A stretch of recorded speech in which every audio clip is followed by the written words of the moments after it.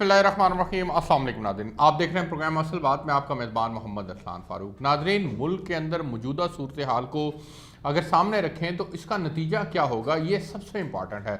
वज़ीर आज़म पाकिस्तान ने गुज़िश्ता रोज़ सियालकोट के अंदर गुफ्तगू करते हुए नेशनल डायलॉग की बात की और उनका जी पार्लियामेंट इसका एक ज़रिया हो सकता है, एक रस्सा हो सकता है जमहूरियत को आगे बढ़ाने के लिए। लेकिन नेशनल डायलॉग करेगा कौन? इसके लिए स्टेक होल्डर्स आपस में मुत्तफ़िक होना उनका बहुत ज़्यादा ज़रूरी है। अगर इस मौजूदा पीडीएम की तहरीक का जो नतीजा निकालना है, अगर ये 3-4 ऑप्शंस हैं इनके पास, पहिया जाम है, जलसे कर लिए इन्होंने, 13 को लाहौर के अंदर भी हो जाएगा पहिया जाम है, उसके बाद फिर शटर डाउन हड़ताल है, उसके बाद इस्लामाबाद की तरफ लॉन्ग मार्च है और फिर लॉन्ग मार्च के बाद इस्तीफ़ों का ऑप्शन है। इन ऑप्शंस को अगर ये इस्तेमाल भी कर लेते हैं और फिर इमरान खान साहब वो कह रहे हैं कि उनको इससे कोई फ़र्क नहीं पड़ता, इस्तीफ़े आ जाते हैं, वो ज़िमनी इलेक्शन करवा देंगे। इतने बड़े पैमाने पर ज़िमनी इलेक्शन भी हो सकता है, कानून के अंदर इसकी गुंजाइश मौजूद है। लेकिन बहरहाल इस सारे क्योस का एक तो हमने देखना ये है कि नतीजा क्या निकलेगा। अगर नतीजा इसका डायलॉग निकलना है तो वो डायलॉग आज क्यों नहीं किया जा सकता? अपोजिशन ने दबाव डालने की कोशिश की, वज़ीर आज़म साहब जो ये समझते हैं कि नहीं जी ये तो एनआरओ लेने के लिए कर रहे हैं, ये तो ज़ाती मुफादात के तहफ़्फ़ुज़ के लिए कर रहे हैं, ये करप्शन के पैसे को बचाने के लिए कर रहे हैं। अब इन बातों से भी बाहर निकलना होगा। आखिर ये एक ओपोजिशन, एक पॉलिटिकल क्लास है, ये पॉलिटिक्स के अंदर रहते हुए ज़ाहिर है आवाम ने इनको भी मुंतखब किया, इनको भी वोट दिए, इनका भी कुछ ना कुछ शेयर मौजूद है। तो जब इनका कुछ ना कुछ शेयर मौजूद है तो फिर हर आदमी तो इसमें चोर और करप्ट नहीं है ना। आप फिर इनको स्पेस दें, नेशनल डायलॉग की तरफ बात लेकर आगे जाएं। क्या इस वक्त मौजूदा सूरत हाल में नेशनल डायलॉग की तरफ बात आगे जा सकती है? और उसमें दूसरा और बड़ा अहम पॉइंट ये है कि पीडीएम ये समझती है कि जी ये एक गैर जमहूरी हुकूमत है, इनके ऊपर इस्टेब्लिशमेंट ने अपना हाथ रखा हुआ है। क्या इस मौजूदा पीडीएम की तहरीक के नतीजे में इस्टेब्लिशमेंट ने अगर कोई अपना हाथ रखा हुआ है तो वो दस्ते शफ़क़त उठवाया जा सकता है कि नहीं उठवाया जा सकता? इसके ऊपर भी बात करेंगे। और तीसरी और अहम बात यह है कि मौजूदा सूरत हाल में जो कि कोरोना की सूरत हाल है, इसमें ये इनका इस तरह से जलसे करना ये लोगों की ज़िंदगियों से खेलने से मुतरादिफ नहीं है। अगर बहुत ही ज़रूरी है एक गैर आइनी और गैर जमहूरी हुकूमत को घर भेजना, तो उसके लिए आप फिर 2 साल कहाँ थे? इसके ऊपर भी आज के प्रोग्राम के अंदर बात करेंगे। मेरे साथ आज जो पैनल मौजूद है, मैं मेहमानों को तारुफ करवाता चलूँ। डॉक्टर फरीद अहमद पराचा साहब नायब अमीर हैं जमात इस्लामी के। सर आपका बहुत शुक्रिया, आपने प्रोग्राम के अंदर ज्वाइन किया।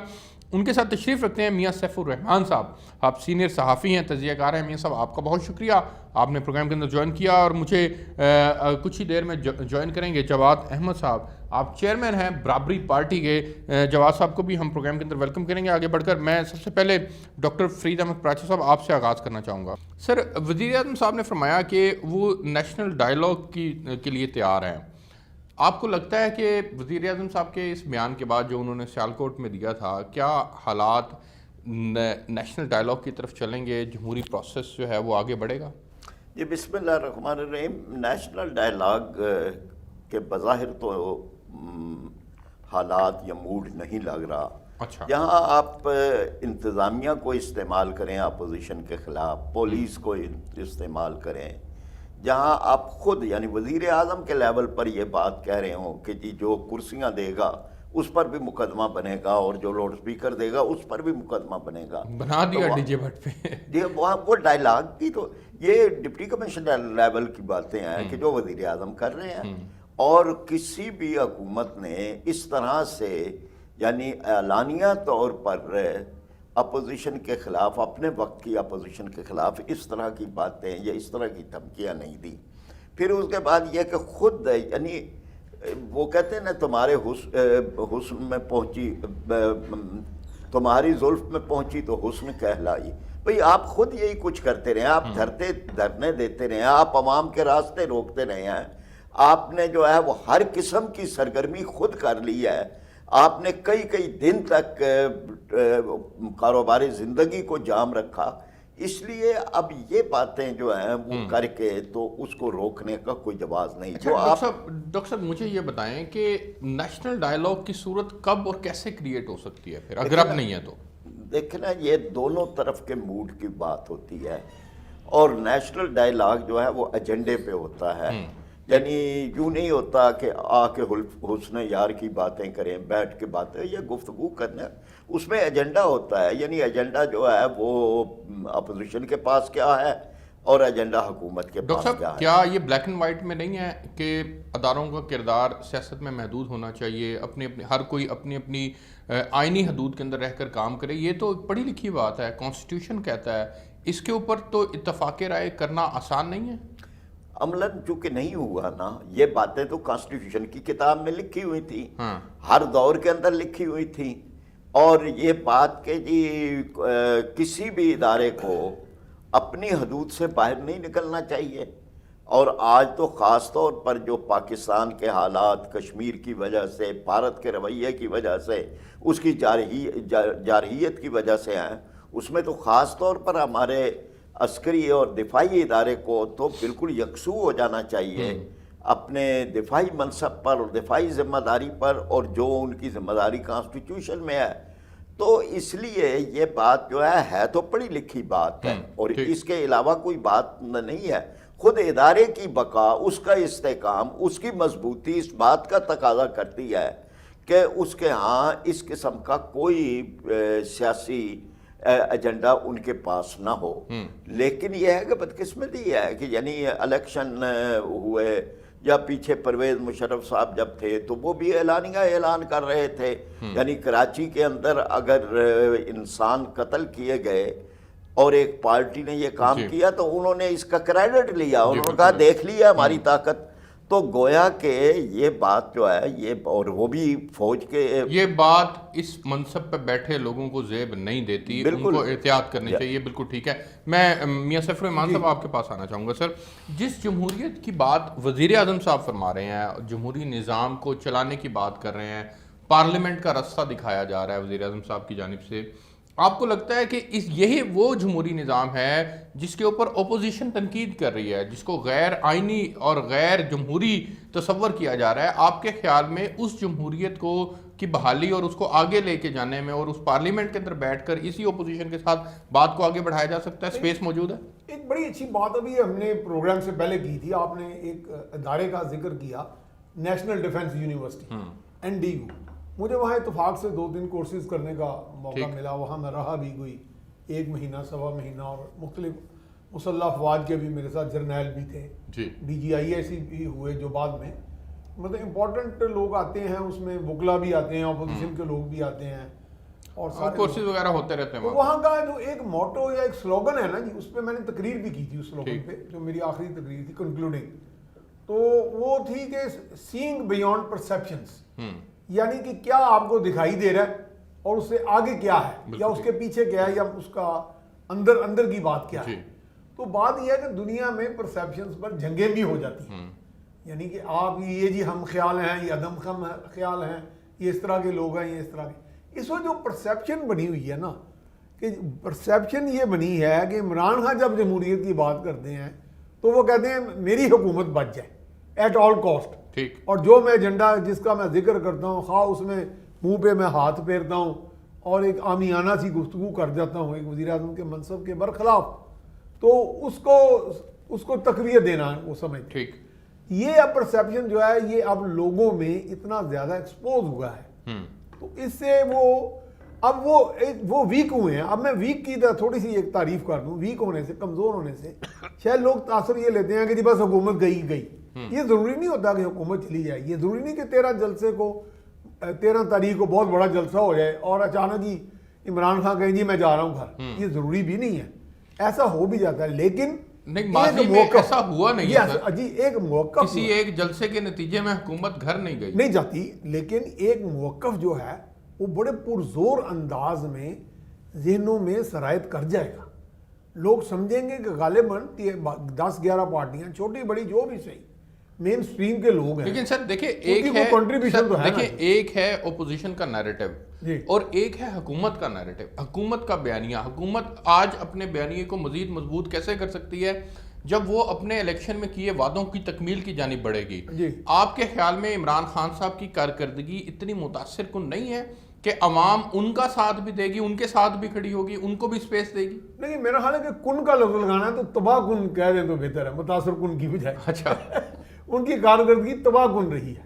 دیکھیں ایکسپیکٹیشن تو ہوتی ہیں بہرحال. دیکھیں میں اس کا ایک چھوٹی سی بات ہے، جو اپوزیشن ہوتی ہے وہ گورنمنٹ ان دی ویٹنگ ہوتی ہے، شیڈو گورنمنٹ ہوتی ہے. بالکل ٹھیک ہے جی. اب میرے خیال میرے ساتھ جماعت اسلامی کے مجھے بہت کور کرنے کا موقع ملا. مجھے میاں اور میں صاحب نے ان کا آپ ایک ان طریقہ کی کار دیکھا کارکردگی ہے. کو جو تباہ کن کہہ رہے ہیں جی. آپ اس کارکردگی کی ڈیفینیشن میں اگر جائیں تو مجھے کیا آپ بتانا پسند فرمائیں گے میرے ناظرین کے لیے کہ ان کے پاس کون سی ایسی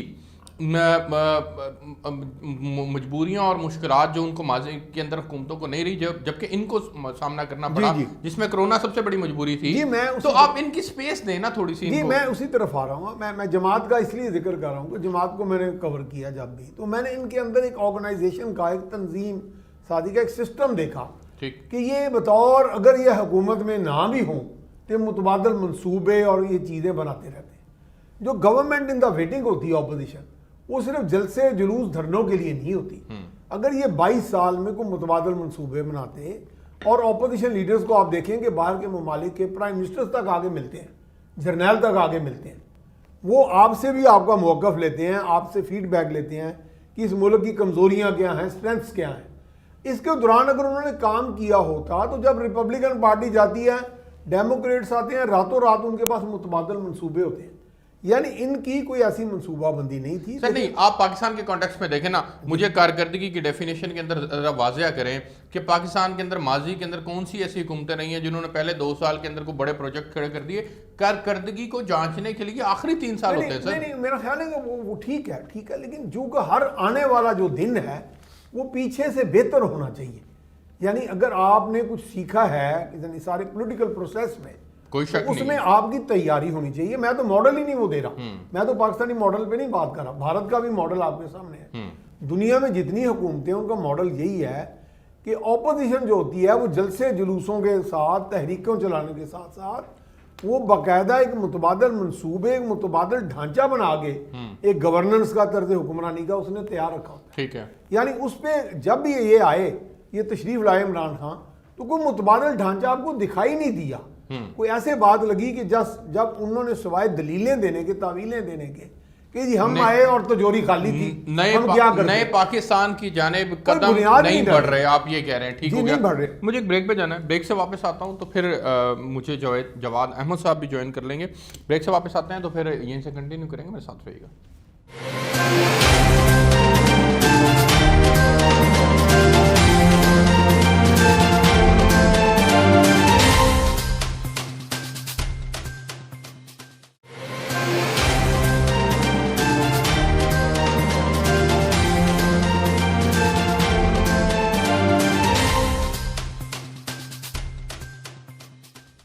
جی ویلکم بیک ناظرین. جواد احمد صاحب بہت شکریہ, آپ نے ہمیں پروگرام کے اندر جوائن کیا. سر بریک سے پہلے ہم گفتگو کر رہے تھے کہ وزیر اعظم صاحب نے نیشنل ڈائیلاگ کی بات کی ہے, اور وہ کہتے ہیں کہ پارلیمنٹ ایک ایسی جگہ ہے جہاں پر بیٹھ کر بات کی جا سکتی ہے. جس پارلیمنٹ کو یہ اپوزیشن والے ماننے کے لیے تیار نہیں ہیں, جواد صاحب آپ کیا سمجھتے ہیں کہ اسی پارلیمنٹ کے اندر بیٹھ کر اسی حکومت جس کے خلاف یہ تحریک لے کے چل رہے ہیں, کیا بات کی جا سکتی ہے؟ دیکھیں, پہلی بات تو یہ ہے ارسلان کہ یہ جو پوری سیاست ہے نا, یہ جعلی سیاست ہے, اپوزیشن کی بھی اور حکومت کی بھی. اچھا. اس کی بڑی سمپل سی وجہ ہے. جی. یہ جو اپوزیشن ہے یہ کہہ رہی ہے کہ یہ سلیکٹڈ ہیں.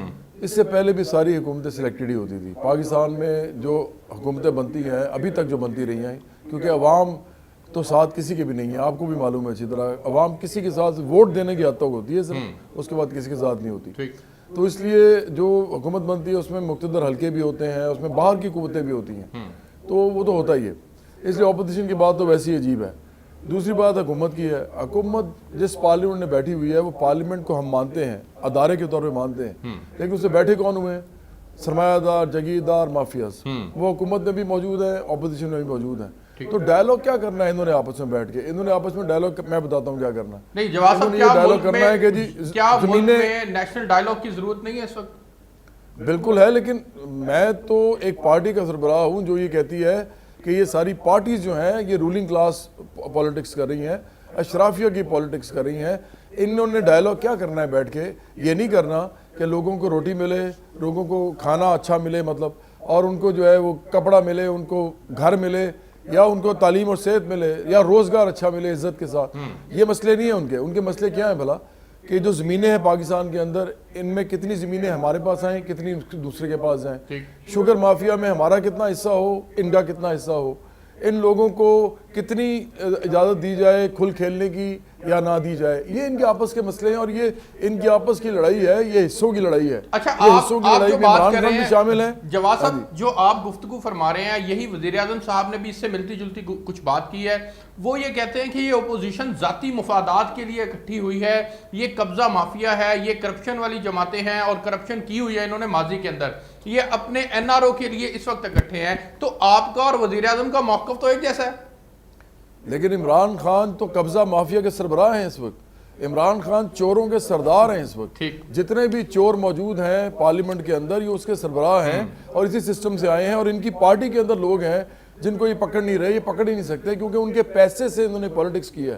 عمران خان اتنے کرپٹ ہیں کہ انہوں نے اپنی کرپشن تو چھوڑے، انہوں نے لوگوں کی کرپشن کا جو پیسہ تھا اس کو بھی نہیں چھوڑا، اور اپنا جو ان کا معاملہ ہے وہ یہ ہے کہ وہ اتنے کنجوس واقع ہوئے ہیں کہ وہ چیریٹی کی باتیں کرتے ہیں لیکن ان کے پاس 14 جدادیں پڑی ہوئی ہیں، وہ چیریٹی میں نہیں دیتے، لوگوں سے چیریٹی مانگتے ہیں، ہم سے مانگتے ہیں، عام لوگوں سے مانگتے ہیں، بینر لگاتے ہیں، اشتہار لگاتے ہیں کہ ہمیں پیسہ دیں شوکت خانم کو۔ اپنی 14 جدادیں آپ نے کہاں لے کے جانی ہے؟ مرنا نہیں ہے آپ لوگوں نے۔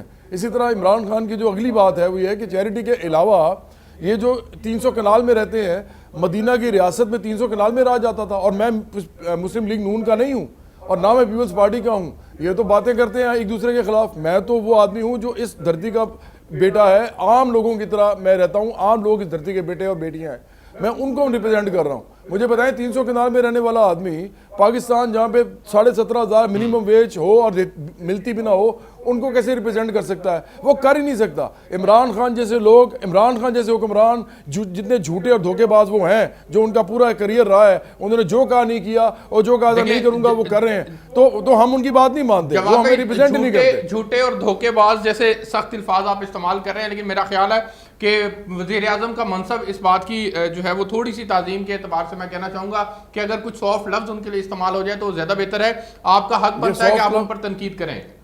دیکھیں ارسلان، میری بات سنیں، میں گالی نہیں نکال رہا۔ جھوٹا اور دھوکے باز وہ ہوتا ہے جو جھوٹ بولتا ہے اور دھوکے دیتا ہے، تو کیا اس کو کیا کہوں میں؟ کو گالی پتہ کیا ہوتی ہے؟ گالی ہوتی ہے جو نہیں ہوتا نا کوئی، آپ اس کو تشبیہ دے دیتے ہیں کسی کے ساتھ، آپ کوئی ایسی چیز کہہ دیتے ہیں کہ جو کہ سب کو پتہ ہوتا ہے کہ اس نے غصے میں کہی ہے، یہ تو انسان ہوتا ہی نہیں ہے۔ میں بات کر رہا ہوں جو یہ ہیں، عمران خان نے جھوٹ بولے ہیں اس قوم سے، انہوں نے سٹارٹ کیا ہوا ہے پچھلے۔ بالکل ٹھیک ہے، مجھے یہ بتائیں پھر ایک مجھے آخری، میں اس سیگمنٹ میں آپ سے یہ سوال کرنا چاہوں گا کہ پھر آپشن کیا ہے ہمارے پاس؟ اگر اپوزیشن کی بھی جعلی سیاست ہے، اگر عمران خان صاحب بھی قبضہ مافیا کے سربراہ ہے، تو پھر اس عام آدمی کے لیے ریمیڈی کیا ہے؟ وہ ریمیڈی تو بتائیں پھر قوم کو۔ ارسلان، ہم جو اتنی محنت کر رہے ہیں، اپنے پیسے سے سیاست کرتے ہیں، عام لوگ ہیں، مڈل کلاس کے، لوور مڈل کلاس کے لوگ ہمارے ساتھ آ رہے ہیں، ورکنگ کلاس کے بھی آئیں گے انشاءاللہ، آگے جو 85% طبقہ ہے آپ کا، مزدور، کسان، محنت کش، تو ہم تو یہ سمجھتے ہیں کہ برابری پارٹی یہ کرے گی۔ اب آپ تو میرے سے بات کریں نا، یا تو کسی اور سے بات کریں تو وہ آپ کو تبصرہ کر دے گا۔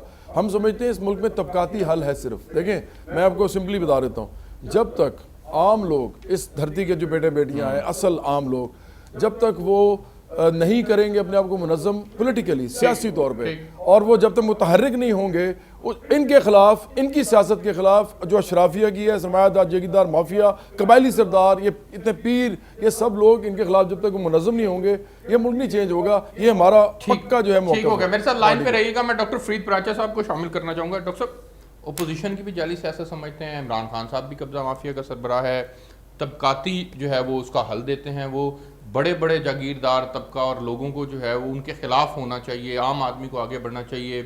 پی ڈی ایم جو بیانیہ لے کے چل رہی ہے وہ بھی عوامی مفاد کی بات کرتی ہے، بلکہ وہ تو کہتے ہیں کہ قومی مفاد کے لیے ہم باہر نکلے ہوئے ہیں، حکومت کا گھر جانا ضروری ہے۔ کنفیوژن ہے سر، ادھر اس گفتگو میں بھی کنفیوژن ہے، پی ڈی ایم کے بیانیے کے اندر بھی کنفیوژن ہے، حل کہیں نظر نہیں آتا۔ دیکھیے معاملات تو یہ ہے نا کہ اس بات میں تو حقیقت ہے کہ کوالٹی ایک جیسی ہے، چاہے وہ ماضی میں ہیں یا اب ہیں، وہی لوگ ہیں کہ جو عمران خان صاحب کے ساتھ بیٹھے ہیں، وہی خاندان ہے کہ جو پہلے 3 4 مرتبہ ان دونوں پارٹیوں میں کہ جو اس وقت پی ڈی ایم میں ہیں ان میں رہے ہیں، موجود رہے ہیں۔ اب تیسری جماعت نام گننے لگیں تو آپ کو آدھی اسمبلی اسی طرح کی نظر آئے گی۔ اور اس کے بعد یہ کہ کیا وہی 200 لوگ ہیں وہ اقتدار میں ہوتے ہیں، ادھر آ جاتے ہیں، اقتدار ہوتا ہے ادھر جدھر اقتدار ہوتا ہے۔ اب یہ کہ یہ سارے معاملے میں یعنی ٹھیک ہے کہ حکومت کے ہم بھی جماعت اسلامی ہم بھی مخالف ہیں، ہم سخت تنقید کر رہے ہیں، بڑے بڑے جلسے کر رہے ہیں، ہمارے جلسوں کے اندر بھی لوگوں کی ایک بڑی تعداد آتی ہے، لیکن ہم یہ کہتے ہیں کہ جس سسٹم کو تبدیل ہونا چاہیے، یہ جو چہرے بدلتے ہیں، یہ جو ادھر اور ادھر ہو جاتے ہیں، ان چیزوں سے عام آدمی کو کیا فائدہ ہوگا؟ کیا چیز اس کی قسمت کے اندر تو وہی غربت ہے، وہی مہنگائی ہے، وہی بے روزگاری ہے، وہی افراط زر ہے۔ اور آپ دیکھ لیں، یعنی یہ سر نیتوں کے اوپر پھر شک کیا جا رہا ہے نا، اگر اپوزیشن عوام کی بات کرنے کے لیے باہر نکلتی ہے تو تب اس کے اوپر شک کیا جا رہا ہے، آپ اگر تنقید کرتے ہیں، آپ حکومت کے خلاف باہر نکلتے ہیں تو آپ اپوزیشن کے اوپر بھی تنقید کرتے ہیں پیرلل، آپ ان کا پھر ساتھ دینے کے لیے تیار نہیں ہے، وہ آپ کا ساتھ دینے کے لیے تیار نہیں ہے، جواد احمد صاحب کی پارٹی دونوں کے اوپر اعتماد کرنے کے لیے تیار نہیں ہے، اب عام آدمی کی بات پھر کون کر رہا ہے؟ ارسلان، یہ کوئی ضروری ہے کہ آپ یا حکومت میں ہیں یا اپوزیشن میں ہیں؟ آپ کا اپنا نقطہ نظر نہیں ہے؟ بالکل آپ کی اپنی جواد صاحب کا ہے اپنا، نہیں، ہمارا بھی اپنا ہے، یہ جماعت اسلامی، ہم یعنی یہ پالیٹکس میں اور خاص طور پر جمہوریت میں یہ جو ایک دو پارٹی سسٹم ہے، یعنی اس کے میں آ کے تو وہ تو یعنی ایک طرح کی منافقت ہی ہوتی ہے نا، کہ سب کچھ چیزیں جاننے کے باوجود آپ جس طرف ہیں وہاں آپ انہی کے حق کے اندر بات کریں گے، چاہے وہ جھوٹ ہے، آپ کو خود پتہ ہے کہ آپ جھوٹ بول رہے ہیں، اور جو دوسرے ہیں وہ بھی اس رویے کو بدلنے کی ضرورت ہے، اس رویے کو بدلیں۔ حق ہے وہ، اگر آپ اور لیکن سر ڈاکٹر صاحب کیا جماعت اسلامی میں سراج الحق صاحب کچھ ایسی گفتگو کرتے ہیں یا کچھ غلط کام کرتے ہیں تو کیا جماعت اسلامی کے نائب امیر کے پاس یہ حق ہے کہ وہ اوپنلی آ کے پبلک میں کہے کہ جی میرا امیر ٹھیک نہیں کہہ رہا؟ آپ کی تو مجبوری ہے، آپ نے ان کی حمایت کرنی ہے۔ نہیں، یہ تو مطلب ہمارے تو آپ پارٹی کے اندر تو گفتگو کر سکتے ہیں، اوپنلی تو نہیں کر سکتے۔ ادارے ہی ہوتے ہیں نا، جب ادارے کام کر رہے ہوں، اب ہمارا ادارہ ہے، شورا ہے، وہ کام کر رہی ہوتی ہے، اس لیے کوئی بھی ہمارا امیر جو ہے وہ غلط بات اس طرح سے نہیں کرتا یا اپنی مرضی کی بات نہیں کرتا، وہ وہی بات کرتا ہے کہ جو بات ہماری شورا مل کے طے کرتی ہے۔ اگر یہی معاملہ رویہ جو ہے وہ وہاں پہ ہو کہ ہر ادارہ اپنا کام خود کرے، ادھر ادھر نہ ہو، اور پھر یہ ہے کہ حکومت یا حکمران دوسروں کی باہر کی بولیاں نہ بول رہے ہوں، وہ یعنی عوام کی بولی بول رہے ہوں۔ ٹھیک، مجھے آگے بڑھنے دیں، میں میاں سیف الرحمان صاحب آپ کے پاس جانا چاہوں گا۔ سر موجودہ جو صورتحال ہے سر، یہ ذمہ داری کس کے کندھوں پر آن پڑے گی؟ سر ایک طرف کرونا ہے، کرونا کی وجہ سے حالات بدتر ہوتے چلے جا رہے ہیں، پی ڈی ایم جلسے کر رہی ہے اور حکومت ان جلسوں کو روکنے کے لیے حکمت عملی طے کر رہی ہے، ایک کیوس کی صورتحال ہے اس وقت، اور اس کیوس کی صورتحال کا ذمہ دار آپ کس کو ٹھہراتے ہیں؟ نہیں دیکھیں، کیوس کی صورتحال یہ تو وہی بات آ گئی کہ گھوڑا پیچھے ہے کہ ریڑھا آگے ہے، یا جیسے horse before the cart situation ہے۔ اس میں ہم کسی کو بھی بری ذمہ نہیں کہہ سکتے، جو آپ کی پولیٹیکل قیادت ہے اس نے ایک ذمہ داری کا مظاہرہ جب کرنا ہے، اور انہوں نے یہ سمجھنا ہے کہ ہم لوگ جو ہیں وہ صرف جمہوریت کا نام پہ صرف اقتدار آنے کے لیے نہیں آئے، ہم نے یعنی لوگوں کو ایجوکیٹ کرنا ہے، خود کو بھی کرنا ہے۔ اور دیکھیں، ایک جو لیڈر ہوتا ہے وہ ایک رہبر کی طرح ہوتا ہے، ایک رہنما، ایک معلم کی طرح ہوتا ہے۔ ٹھیک ہے، جب وہ کسی رویے کو، ایک ٹرینڈ کو سیٹ کرتا ہے تو لوگ اس کو فالو کرتے ہیں، چلے اگر بہت بڑی اکثریت نہ صحیح تو لوگوں کی ایک بڑی تعداد اس کو۔ اب ہمارے کئی آپ دیکھا ہوگا کہ آپ ہمارے مولانا پچھلے دنوں رحلت فرما گئے، جب آگے ایک انداز سے جب بات کرتے تھے تو لوگ بڑے نعرے لگاتے تھے۔ ایک دور میں ذوالفقار علی بھٹو تھے، وہ بھی جب آگے کرتے تھے وہ میں یہ کر دوں گا، وہ کر دوں گا، بڑے نعرے لگتے تھے۔ تو یہ ایک پاپولزم ہوتی ہے، وہ لوگوں میں ایک پولیٹیکل لیڈر کی طرف لوگ دیکھ رہے ہوتے ہیں رہنمائی کے لیے، اپنی مدد کے لیے بھی، کہ ہمیں یہ نجات دے گا۔ ٹھیک ہے، اچھا، اب ہم نجات دہندہ کا تو کسی نے کردار ادا نہ کیا، ہم صرف اسی ایجنڈے پہ چل پڑے کہ جناب یہ غلط ہیں، وہ غلط ہیں۔ اب دیکھیں، یہ بات عمران خان بھی صحیح کہہ رہے ہیں کہ یہ صرف زیادہ تر جو ان میں میجورٹی ہے، ایک تو مولانا فضل الرحمان یہ بدلہ لینے لگے ہیں کہ میں ہارا کیوں۔ اچھا، دوسرے جو ہیں، دوسرے وہ ہیں کہ زرداری صاحب اور نواز شریف صاحب، وہ تو اپنی جو احتساب ہے اسے بچنے کی کر رہے ہیں۔ لیکن اب یہ دیکھنا ہے کہ کیا اس میں لوگ اور بھی شامل ہو جاتے ہیں۔ آپ تو ایک ایجنڈا لے کے چلتے ہیں، لیکن لوگوں کا ایک ناراض سیگمنٹ بھی ہوتا ہے سوسائٹی کا، جو فعال ہوتا ہے، تھوڑی بات جو اپنی آواز، بالکل ٹھیک ہے، وہ شامل ہوا، وہ شامل آپ سمجھتے ہیں کہ پی ڈی ایم کے ساتھ ہوا ہے۔ مجھے بریک پہ جانا ہے، میں بریک سے واپس آتا ہوں تو جواد احمد صاحب سے جانوں گا کہ کانسٹیٹیوشن کے اندر یہ بات لکھی ہوئی ہے کہ ہر ادارے کو اپنی اپنی آئینی حدود کے اندر رہتے ہوئے کام کرنا چاہیے. اگر موجودہ پی ڈی ایم کی تحریک کا ون لائنر ہم بات کریں تو ان کا مین ون لائنر یہ ہے کہ جی ملک کے اندر جمہوریت کو اس کی اصل شکل کے اندر بحال ہونا چاہیے, اور اگر کوئی کسی نے تھپکی دی ہوئی ہے, کوئی ادارہ پیچھے کھڑا ہے, تو وہ اپنا کردار ختم کر دے اور اپنی آئینی حدود کے اندر رہتے ہوئے کام کرے. ان کا کیا موقف ہے اس کے اوپر ایک بریک لیتے ہیں, میرے ساتھ رہیے گا.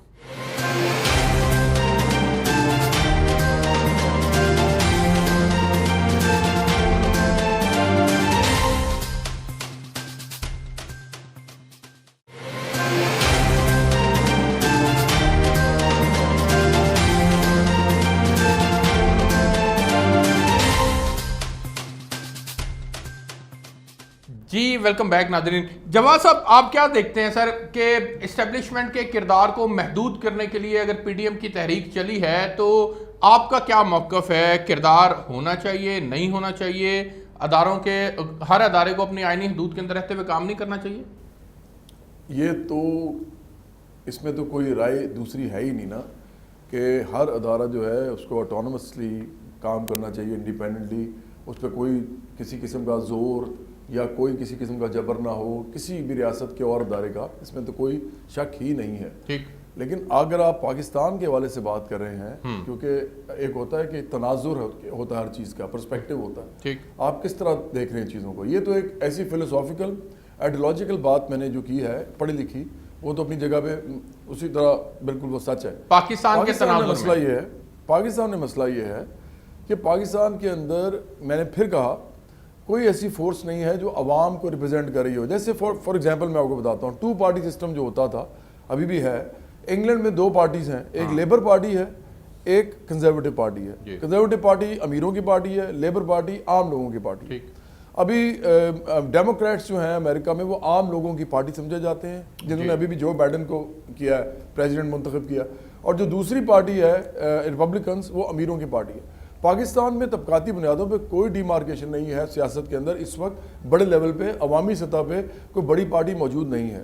تو جب تک یہ نہیں ہوگا, عوام کا ایک ابھار جو ہے ایک پارٹی کو تشکیل نہیں دے گا اور اس کے ذریعے اپنی بات نہیں پہنچائے گا جو بھی پارلیمنٹ میں, اس وقت تک اسٹیبلشمنٹ کا رول رہے گا. یہ آپ بھول جائیں, اور یہ بھی ذہن میں رکھیں کہ جتنی بھی پارٹیز ہیں یہ سب جعلی سیاست کر رہی ہیں. میں پھر کہوں گا انہوں نے اصل میں اسٹیبلشمنٹ کے ساتھ مل کے ہی بنانا ہوتا ہے گورنمنٹ کو, کیونکہ ان کے پاس عوام ہے ہی نہیں. اچھا جواد صاحب, ماضی کے اندر اگر اس ملک میں کچھ غلط ہوتا رہا ہے, ماضی کے اندر اگر اسٹیبلشمنٹ کا کردار بھی رہا ہے اور یہ مختلف جماعتیں وہیں سے انہی کی کوک سے پل کر آگے بڑھی ہیں, اب اگر نظام کی تصحیح کے لیے, درستگی کے لیے یہ لوگ اکٹھے ہوئے اور اکٹھے ہو کر آگے بڑھ رہے ہیں, تو ان کی نیتوں پر شک کیوں کیا جا رہا ہے؟ اس لیے کہ ان کی نیت ہے ہی کھوٹی. میں تو بڑی سمپل بات کرتا ہوں. دیکھیں ارسلان, ہم سب لوگ جو یہاں بیٹھے ہیں نا, ہمیں ایک بات پتہ ہے, آخرکار لوگوں کے سامنے ان کے پیسے ہوتے ہیں, ان کے بال بچوں کا مستقبل ہوتا ہے, ان کی جائیدادیں ہوتی ہیں, اور یہ اصل چیز ہوتی ہے. باقی وہ جو بھی بول رہے ہوتے ہیں ہم اس پہ بلیو نہیں کرتے, جو وہ ایکٹ کر رہے ہوتے ہیں اس پہ ہم بلیو کرتے ہیں, اس پہ کرنا چاہیے.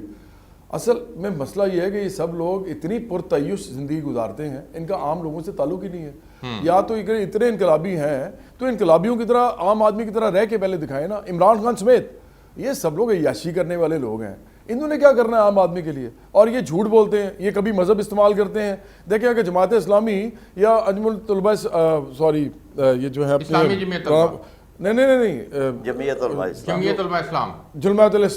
جمعیت علماء اسلام اگر یہ کریں نا بات, تو ان کے ساتھ تو ہم بھی مسلمان ہیں, ہم کو ڈائلاگ کر لیں گے. یہ کون ہے جو اس طرح کی باتیں کرتے ہیں؟ اور بھائی پہلے اپنے آپ کو دیکھو تو صحیح, آپ لوگ کس طبقے کو کی نمائندگی کر رہے ہو, اور آپ ہر وہ کام کر رہے ہو جو وہ طبقہ وہ کرتا ہے ایسے جو کہ عام آدمی سوچ بھی نہیں سکتا, اور اس کے ساتھ آپ مذہب استعمال کرتے ہیں. یہ سب لوگ بہت ہی جھوٹے, بہت ہی جعلی ہیں. ان لوگوں نے انہیں کچھ کرنا نہیں ہے. اب مریم نواز ہیں, اربوں کھربوں روپیہ ان کے پاس پڑا ہے. انہوں نے کہا کہ جی وہ فونٹ میں انہوں نے وہ لکھ دیا, انہوں نے اور بڑی چیزیں کی, انہوں نے کہا میری جائیداد کوئی نہیں ہے. کیا یہ غلط نہیں ہے؟ کیا عمران خان اس بارے میں غلط صحیح نہیں کہتے کہ انہوں نے یہ کہا, انہوں نے جھوٹ بولا, نواز شریف نے بھی جھوٹ بولا. اسی طرح آصف زرداری, بلاول بھٹو زرداری کے ابھی بلاول ہاؤس میں گیا تھا, وہ پتہ نہیں کتنے ایکڑز کا ہے وہاں پہ, یہ جو بیریا ٹاؤن میں, ادھر اندر جاتے آپ کو احساس ہو جاتا ہے کہ یہ جو لوگ ہیں یہ کچھ نہیں کریں گے پاکستان کے لیے. دیکھیں ارسلان چوئن لائی تھا, وہ ماؤ زیدونگ کے ساتھ شامل ہو گیا تھا. آپ کو پتا ہے وہ کون تھا؟ وہ one of the biggest land owners of China تھا, one of the biggest land owners. لیکن جب وہ آیا نا چوئن لائی کے ادھر ساتھ ماؤ زیدونگ کے, تو اس نے ان کے ساتھ شانہ بشانہ کھڑے ہو کے عام لوگوں کی جنگ لڑی. جواد صاحب, عام آدمی کی طرح لڑی. آپ کے تھاٹس, آپ کے نظریات, سوچیں, اور آپ جو اس ملک کے لیے سوچ رہے ہیں یہ بہت اچھا, بڑا آئیڈیل ہے, لیکن یہ ایگزیکیوٹ کیسے ہوگا, ممکن کیسے ہوگا؟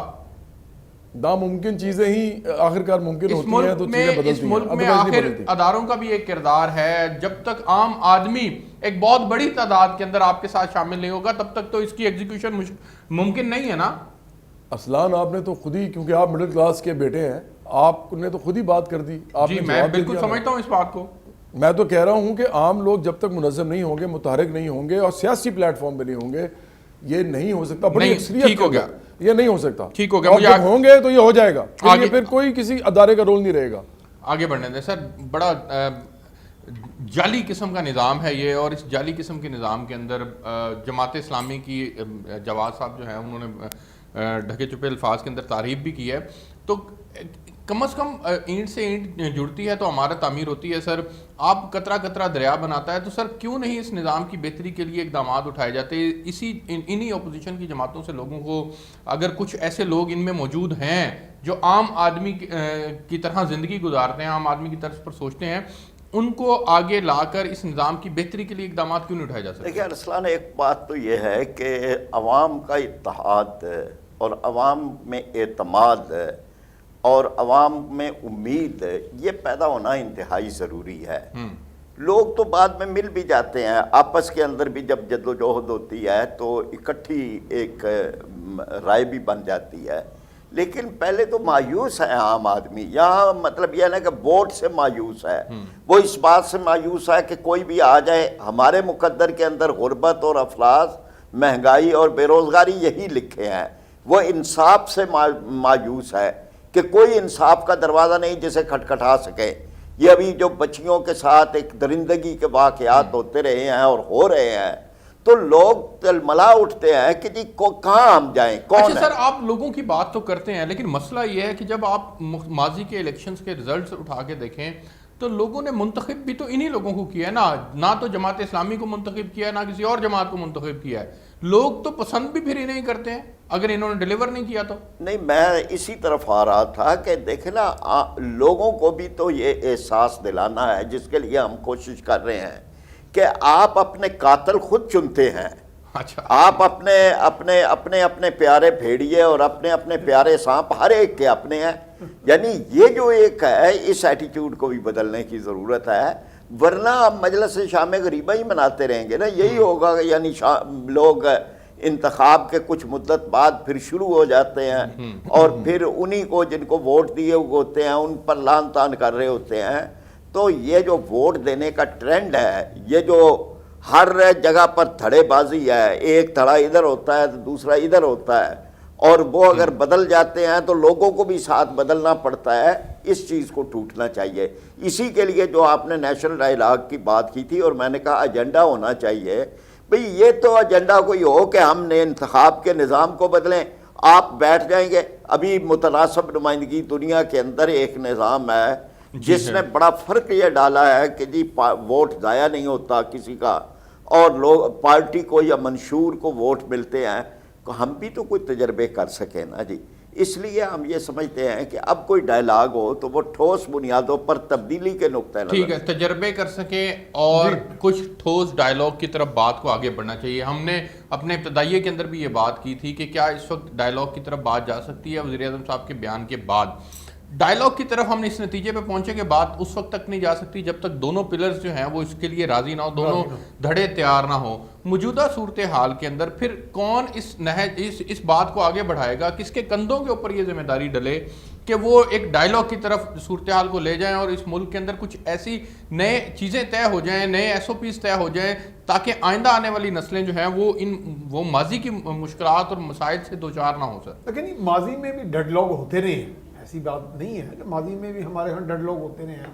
ڈائیلاگ بھی ہوئے ہیں, پی این اے کی تحریک چلی اتنی بڑی, اس کے بعد بھی ایک ڈائیلاگ ہوا. نتیجہ اور اس میں نہیں، اس کے نتیجے میں پھر باہر ایسی قوتیں بھی درمیان میں آئیں، وہی تو عرض کر رہا ہوں۔ اور وہ دیکھیں یہ ایک ارتقائی عمل ہے، ہاں سیاست بھی ایک ارتقائی عمل ہے۔ اس ارتقاء کو جب اگر روکا جائے گا مصنوعی طریقے سے، یعنی وہی جب ہم بات کرتے ہیں کہ جی کچھ لوگ در آتے ہیں اندر اور وہ آگے پھر پورے کا پورا نظام سبوتاژ کر دیتے ہیں اور اس کو ہوسٹیج بنا لیتے ہیں، یرغمال بنا لیتے ہیں، ٹھیک، تو یہ چیزیں واقعتاً ایک رکاوٹ ہے، کیونکہ اگر سیاسی ارتقاء کا عمل رہا تو جو ہم آج سوچ رہے ہیں کہ جیسے ڈاکٹر صاحب نے کہا کہ اور لوگ بھی شامل ہوں گے، تو ایک دور آیا تھا واقعی۔ آپ کو لگتا ہے موجودہ پی ڈی ایم کی یہ تحریک ہمیں نیشنل ڈائیلاگ کی طرف لے جائے گی؟ مجھے لگ رہا ہے کہ یہ ایک ایسا امپیس مزید بن جائے گا، ایک ایسا بڑا ڈیڈ لاک ہو جائے گا جس کے نتیجے میں کوئی لوزر ہوگا، کوئی ونر ہوگا، اور پھر جا کے کوئی احساس زیاں ہوگا یا پھر احساس ابھرے گا کہ ہم تو کچھ نہیں حاصل کر پائے، اب یہ کرنا چاہیے۔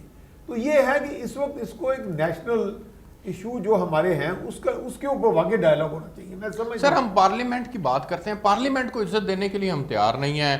عمران خان صاحب تھے، وہ اس پارلیمنٹ کو جعلی پارلیمنٹ کہتے تھے، یہ آئے ہیں تو یہ اس پارلیمنٹ کو، عمران خان صاحب نے تو لعنت تک بھیجی اس پارلیمنٹ کے اوپر۔ 100 سال پہلے ایتھنز کا نظام جو تھا اس کے کہا جاتا تھا جی یونان میں، in the name of the people of Athens, یعنی ہر بات لوگوں کے نام سے منسوب کی جاتی، یعنی کہ ہوتا وہاں لوگوں کے ساتھ بھی گھپلا تھا، استحصال ہوتا تھا، لیکن نام لوگوں کا لیا جاتا تھا۔ ہمیں تو لگتا ہے کہ 70 سال میں ہم لوگوں کے نام بھی نہیں لیا، لوگوں کے لیے کام بھی نہیں کیا، لوگ ہمارے لیے امپورٹنٹ ہی نہیں رہے۔ لیکن اب یہ نہیں ہے، یہ دیکھیں اس ارتقاء پروسیس کو جب چلے گا لوگوں میں شعور اب آ رہا ہے، اب اس شعور کو کوئی تو لیڈ کرے گا۔ وہ اگر موجودہ قیادت نہیں تو آنے والے وقت میں کوئی اور قیادت بھی ابھرے گی، لیڈرز آئیں گے اس طرح کا۔ جب ہم جو بات کر رہے ہیں آج، یہ بھی اس پروسیس کو ہم آگے بڑھا رہے ہیں۔ بالکل ٹھیک ہے۔ تو اس طرح کی بات جب کرتے رہیں، ضروری نہیں کہ عمران خان اور نواز شریف کا ڈائیلاگ ہو، میرا آپ کا ڈائیلاگ، میرا ڈاکٹر صاحب کا ڈائیلاگ، یہ بھی ایک اجتماعی بڑے ڈائیلاگ میں جا کے جو منتج ہوتا ہے۔ تو ہمیں اس بات کو، اس پروسیس کو آگے لے کے چلنا ہے، میڈیا والوں کو، اسکالرز کو، بالکل ٹھیک ہے، اس طرح سب نے ہمیں یہ بات کو بنانا ہے۔ جواد احمد صاحب آخری 30 سیکنڈ ہے سر، آپ سمجھتے ہیں کہ یہ موجودہ نظام کے اندر جو یہ تحریک کا سلسلہ چل پڑا ہے، یہ ہمیں اس طرف لے کر جا رہی ہے بات کو کہ کوئی ڈائیلاگ کا رستہ نکلے گا اور پھر ہم ماضی کی غلطیوں کو دوبارہ نہیں دہرائیں گے؟